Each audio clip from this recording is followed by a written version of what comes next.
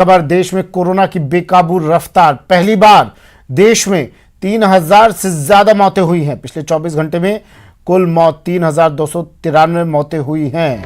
24 घंटे में 3,60,960 नए केस सामने आए। 2,61,000 से ज्यादा मरीज रिकवर भी हुए। देश भर में 29,78,000 से ज्यादा एक्टिव केस।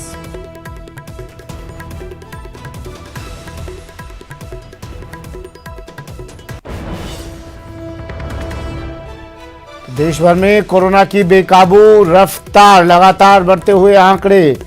देश में पहली बार 3000 से ज्यादा मौतें दर्ज की गई हैं। 24 घंटे में कुल 3,293 मौतें हुई हैं। पिछले 24 घंटे में देश में 3,60,960 पॉजिटिव मरीज सामने आए, जिनमें से 3,293 लोगों की मरीजों की मौत। कोरोना की रफ्तार मरुधरा में भी तेज गति से बढ़ रही है। फिर वायरस का महाविस्फोट मरुधरा में 24 घंटे में रिकॉर्ड 121 से ज्यादा लोगों ने दम तोड़ दिया है। 24 घंटे में 16,089 लोग संक्रमित हुए हैं। जोधपुर में 22, जयपुर में 21 मौतें हुई हैं। जयपुर में सबसे ज्यादा 3,289 केस सामने आए हैं। वहीं 7,426 मरीज रिकवर भी हुए हैं। मरुधरा में एक्टिव केसेस 1,55,000 के पार जा चुके हैं।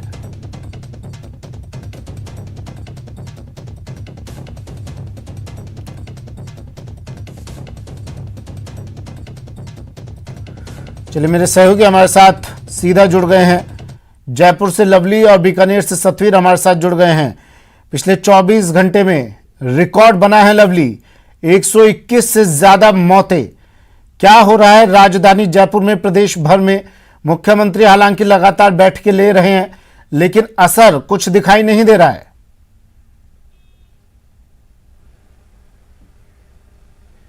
देखिए, ये असर तब तक दिखाई नहीं देगा सुमित, ये कहना कहीं गलत नहीं होगा, जब तक सड़कों पर सख्ती नहीं होगी। चाहे मुख्यमंत्री लाख सख्ती के निर्देश दे दें, लेकिन जो जमीनी स्तर पर हालात हैं सुमित, वो हालात ये बता रहे हैं कि लोग आज भी मास्क नहीं लगा रहे हैं। सोशल डिस्टेंसिंग तो बहुत दूर की बात है।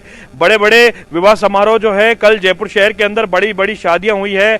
3 घंटे का आयोजन का कार्यक्रम दिया गया था, लेकिन जैसी सूचनाएं हैं, पुलिस कंट्रोल रूम को भी सूचना मिली, केवल चालान करने तक सारा मामला सीमित हो चुका है। ऐसे में पूरी तरह से जो चंद जो लोग हैं, जो चुनिंदा लोग हैं, उनकी वजह से सारे लोग जो हैं वो दुखी हो रहे हैं। कुछ लोग जो नासमझ लोग जिन्हें कह सकते हैं, जिनको लोगों ने व्हाट्सएप और फेसबुक और सोशल मीडिया के माध्यम से मास्क नहीं लगाने वालों को देशद्रोही भी कहा है, ऐसे लोग जो हैं मास्क नहीं लगाने के चलते हालात लगातार खराब करते जा रहे हैं। पूरे प्रदेश के हालात लगातार खराब हो रहे हैं। इन हालातों को सुधारने के लिए कोई भी जमीनी स्तर पर नजर नहीं आ रहा है। जब ये हालात गले तक आ गई है बात, फिर भी देखिए कई नासमझ और लापरवाह लोग मास्क नहीं लगा रहे हैं, जिनकी वजह से पूरा जो शासन प्रशासन जो खामियाजा भुगत रहा है, साथ साथ में वो लोग भी खामियाजा भुगत रहे हैं जिनका कोई दोष नहीं है, जो अपनी जिम्मेदारी जरूरतों को पूरा करने के लिए घर से निकलते हैं।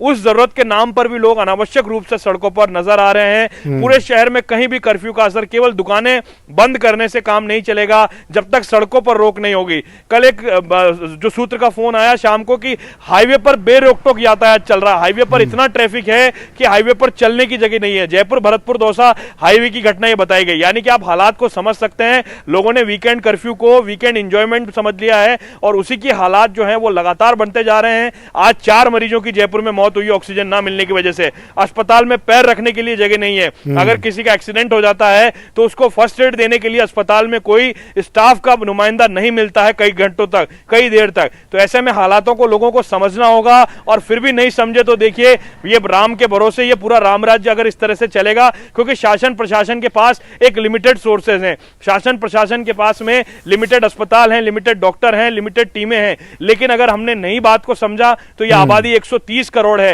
राजस्थान की आबादी 7 करोड़ है। कैसे काम चलेगा ये लोगों को समझना होगा, और लोग नहीं समझेंगे। हम तो बार बार यही अपील कर रहे हैं कि हम जीतेंगे, हम पॉजिटिव बात करने की कोशिश कर रहे हैं, लेकिन जो तस्वीरें आ रही है सुमित, वो बहुत दुख देती है। इन तस्वीरों को देख करके वाकई दुख होता है। जब आज सुबह की तस्वीर आप देख रहे थे, जिस तरह से खंडाका अस्पताल में मौत हुई, कोटा के अंदर मौत की खबरें आ रही है, ये मौत की खबरें शुभ नहीं है सुमित, क्योंकि जिस तरह के हालात बनते जा रहे हैं ये बेहद दुखद हालात हैं। और हम 21वीं सदी की बात करते हैं और 21वीं सदी में अगर ऑक्सीजन का सिलेंडर ना मिले, खुली हवा हमें ना मिले, तो इसका मतलब हम किस स्थिति पर, किस स्तर में हम लोग, स्वास्थ्य का स्तर हमारा क्या है। जबकि हेल्थ फर्स्ट का नारा जो है राजस्थान की सरकार दे रही है, लगातार राजस्थान की सरकार इस दिशा में काम कर रही है। चिरंजीवी योजना यहाँ की सरकार लाई है। लवली, बीकानेर लिए चलते हैं, सतवीर जुड़े हुए हैं।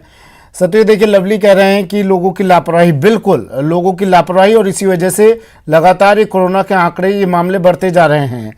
लापरवाही दोनों तरफ से हो रही है सतवीर, एक तरफ से नहीं है। लोग तो लापरवाह बने हुए हैं, सरकार गाइडलाइन जारी कर रही है, उन गाइडलाइंस को फॉलो नहीं किया जा रहा है, लेकिन लापरवाही दूसरी तरफ से भी हो रही है। वेंटिलेटर होते हैं अस्पताल में, उन्हें काम में नहीं लिया जाता है। सिरोही में की एक खबर हमने अभी थोड़ी देर पहले फ्लैश की, बताया 42 वेंटिलेटर पड़े हैं, धूल फाक रहे हैं। कहां से मिलेंगे मरीजों को जब आप ताला लगाकर रखेंगे? चित्तौड़गढ़ में खाली सिलेंडर नहीं है, ऑक्सीजन प्लांट इस वजह से बंद करना पड़ा, कहां से मिलेगी? और वैसे अस्पतालों में ऑक्सीजन की कमी है। सतवीर, क्या हाल बीकानेर के? जी बिल्कुल, अगर कमोबेश बीकानेर के अगर हालातों की बात कर ले तो यहाँ के भी हालात बद से बदतर ही हैं, क्योंकि जिस तरीके से कल जिस तरह के पीबीएम अस्पताल के कोविड सेंटर में जो ऑक्सीजन का जो फ्लो है वो कम हो गया था, जिसके बाद में जो मरीज के जो परिजन थे उन्होंने कोविड सेंटर से कई जो वीडियो है जो वायरल भी किए थे, और उसमें साफ तौर पर नजर आ रहा था कि जो मरीज है उन्हें काफी परेशानियों का सामना करना पड़ा है। ऐसे में जो मौत का जो आंकड़ा है वो भी यहाँ पर बढ़ सकता है। फिलहाल जिस तरीके से जो घटनाक्रम कल हुआ था उसके बाद में जो यहाँ पर जो अधीक्षक थे परमेंद्र सिरोही, उनकी जगह गुंजन सोनी को जो कार्यभार है वो यहाँ पर दे दिया गया है। अब वो उनके ऊपर पूरी जिम्मेदारी दी गई है। लेकिन जिस तरीके से आज मॉर्निंग रिपोर्ट की अगर बात कर ले तो आज 772 जो कोरोना पॉजिटिव जो लोग हैं वो आज आए हैं। तो ऐसे में अब धीरे धीरे चिंता की जो बात है वो लगातार बढ़ती हुई जा रही है, और ऐसे में जो मौत की जो बात है वो भी धीरे धीरे आंकड़े बढ़ते हुए जा रहे हैं। बीकानेर में अगर अभी तक की बात करें, जहां तक हमारी अधिकारियों से बात हुई है, तो अप्रैल माह के अंदर अभी तक करीबन 51 से 52 जो लोग हैं वो मौत के आगोश में सो चुके हैं। तो और ऐसे में खतरा लगातार बढ़ता हुआ जा रहा है। ऐसे में जरूरत है कि लोग पूरी तरीके से जो गाइडलाइन है उसकी पालना करें, और गाइडलाइन की अगर पालना नहीं करेंगे, बिना मास्क के अगर पूरी तरीके से शहर में घूमते हुए नजर आएंगे तो ये खतरे की घंटी जरूर कही जा सकती है। हालांकि प्रशासन की ओर से पूरी तरीके से चाक चौबंद व्यवस्था की गई है। जिला कलेक्टर नमित मेहता भी लगातार मॉनिटरिंग कर रहे हैं, और इसके साथ ही जो चिकित्सक है वो लगातार अपनी ड्यूटी को यहाँ पर निर्वाह करते हुए नजर आ रहे हैं। ऐसे में अब परमिंदर जो सिरोही हैं पीबीएम के जो अधीक्षक थे, उनकी जगह अब गुंजन सोनी को ये कार्यभार संभाला गया, क्योंकि जिस तरीके से जो अस्पताल के जो हालात है वो उपजे हैं, उससे बिगड़ती हुई व्यवस्था को संभालने के लिए ये जो निर्णय है वो लिया गया है। लेकिन ऐसे में जरूरत है कि लोग पूरी तरीके से कोरोना गाइडलाइन की पालना करें। ठीक है, एक वीडियो वायरल हुआ था, उसकी पुष्टि हुई सतवीर? संक्षिप्त में बताइए। वीडियो वायरल हुआ है, उसके बाद में अब जिला कलेक्टर ने भी इस मामले को गंभीरता से लेते हुए एक कमेटी यहाँ पर बना दी गई है। हालांकि जो वीडियो है वो पीबीएम अस्पताल का ही है, ये तो कंफर्म हो चुका है, लेकिन ऐसे में पूरी तरीके से आखिर किस तरह की समस्या सामने आई है उसको कोटा लिए चलते हैं। ओम प्रकाश जुड़े हुए हैं, कोटा के क्या हाल ओम प्रकाश?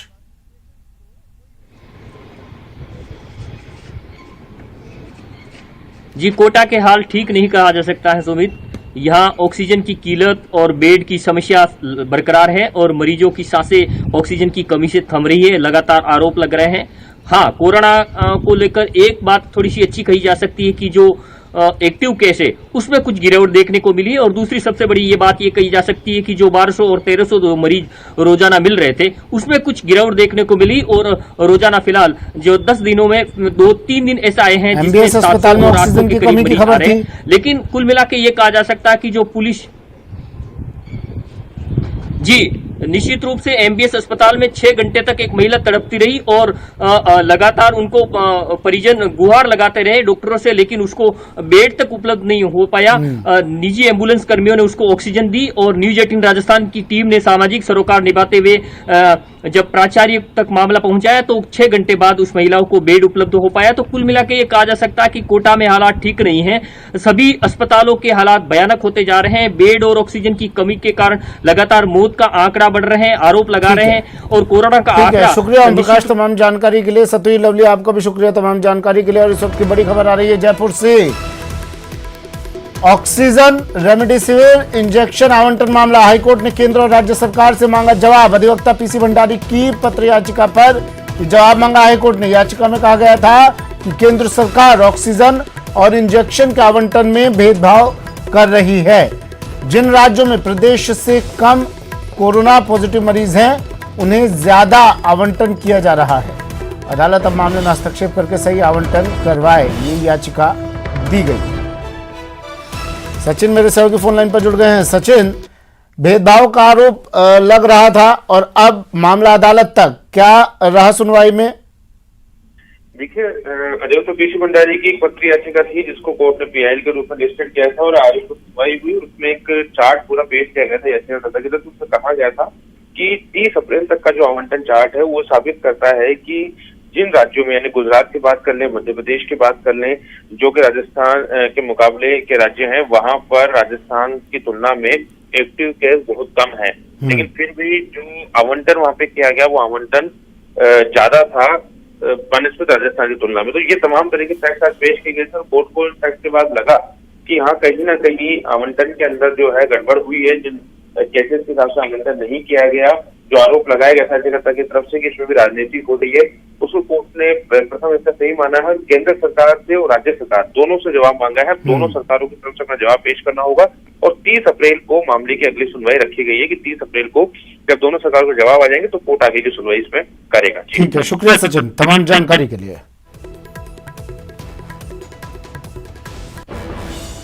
और एक और बड़ी खबर, राजसमंद की जेलों में कोरोना संक्रमण। राजसमंद और भीम जेलों में संक्रमण, 7 जेल कर्मी और 7 बंदी संक्रमित।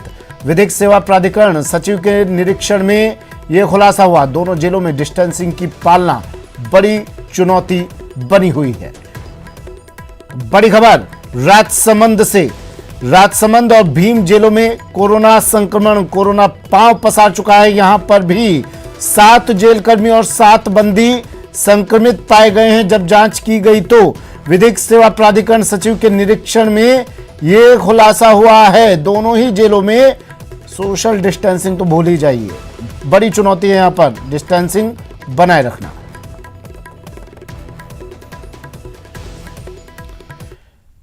कोरोना संक्रमण बेकाबू होता जा रहा है, लेकिन पोखरण के कोविड सेंटर में लापरवाही देख लीजिए।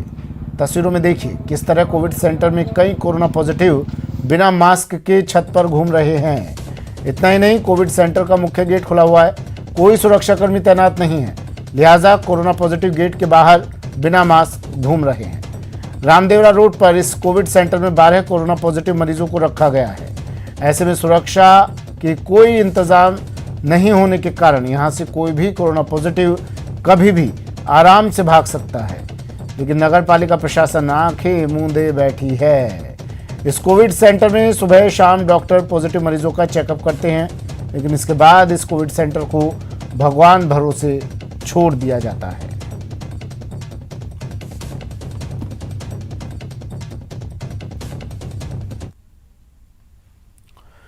और खबर पाली से है, जहां दिल को झकझोर देने वाली खबर सामने आई है।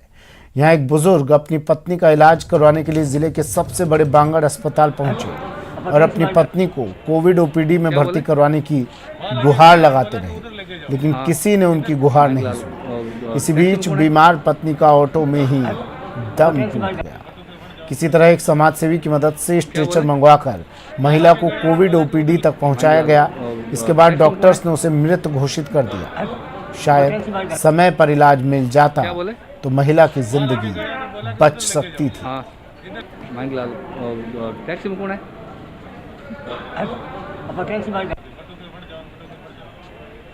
क्या बोले? कोरोना की दूसरी लहर ने जालोर में कोहराम मचा रखा है। बेकाबू रफ्तार से निपटने के लिए कलेक्टर ने खास तैयारी की है।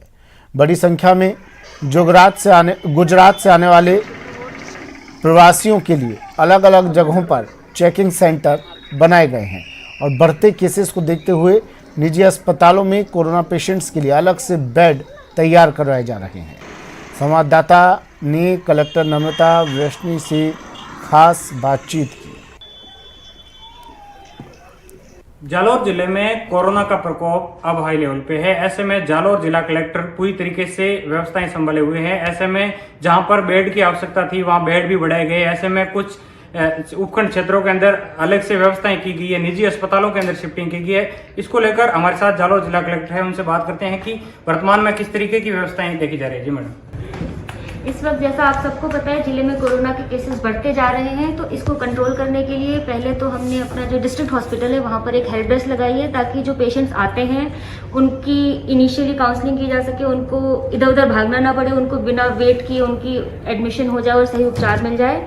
इसके कोरोना से जंग को आगे बढ़ाने के लिए गहलोत सरकार ने 18 साल से ऊपर के सभी लोगों को वैक्सीन देने का ऐलान तो कर दिया, लेकिन इस पर करीब 3,000 करोड़ के अनुमानित खर्च का असर अब राज्य के आर्थिक हालात पर भी पड़ना तय है।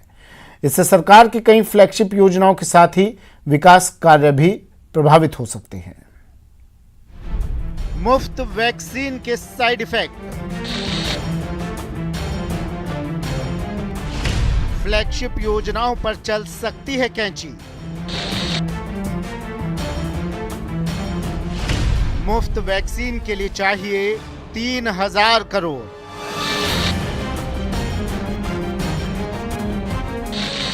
कोरोना से जंग में आर्थिक प्रहार झेल रही राजस्थान सरकार के लिए मुफ्त वैक्सीन के इंतजाम से एक और बड़ा झटका लगा है। 18 साल से ज्यादा उम्र के लोगों के लिए गहलोत सरकार ने मुफ्त वैक्सीन का ऐलान किया है। हालांकि मुफ्त वैक्सीन की कीमत मरुधरा को विकास कार्यों में कटौती से चुकानी पड़ेगी, क्योंकि सरकार को इसके लिए 3,000 करोड़ की जरूरत होगी। सड़क मार्गों की रिपेयरिंग प्रभावित हो सकती है, जिससे 1,900 करोड़ का इंतजाम होगा। प्रदेश के 64 उपखंडों में औद्योगिक क्षेत्रों की स्थापना सरकार फिलहाल टाल सकती है। 700 करोड़ रुपए के जयपुर शहर सौंदर्यीकरण योजना पर भी गाज गिर सकती है। 27 राजमार्गों के विकास कार्य विलंब से शुरू हो सकते हैं। बांधों और नदियों के पुनर्निर्माण से जुड़े कार्यों को सरकार रोक सकती है। 1 दर्जन फ्लैगशिप योजनाओं के बजट में कटौती संभव। दरअसल गहलोत सरकार पहले ही आर्थिक संकट का हवाला देकर वैक्सीनेशन कार्यक्रम में केंद्र की भागीदारी की मांग कर चुकी है, लेकिन केंद्र सरकार की ओर से गेंद राज्यों के पाले में डालने के बाद अब राज्य सरकार के खजाने पर इसका असर दिखना तय है। अपने बजट भाषण में सीएम गहलोत ने कई बड़ी फ्लैगशिप योजना का ताना बाना तैयार किया था, लेकिन अब वैक्सीन के लिए 3,000 करोड़ रुपए का इंतजाम करना इस पर भारी पड़ेगा। साथ ही बजट घोषणाओं को जमीनी धरातल पर उतारने वाले अधिकारी कोरोना की रोकथाम और वैक्सीनेशन के काम में लगे हैं। इसका असर भी फ्लैगशिप योजनाओं, क्रियान्वयन और प्रगति पर पड़ सकता है। मेडिकल इंफ्रास्ट्रक्चर की बढ़ती मांग से भी राज्य सरकार का व्यय बढ़ेगा, जिसका असर मरुधरा के विकास कार्यों पर पड़ना तय है। प्रेम मीणा, न्यूज़ 18 राजस्थान।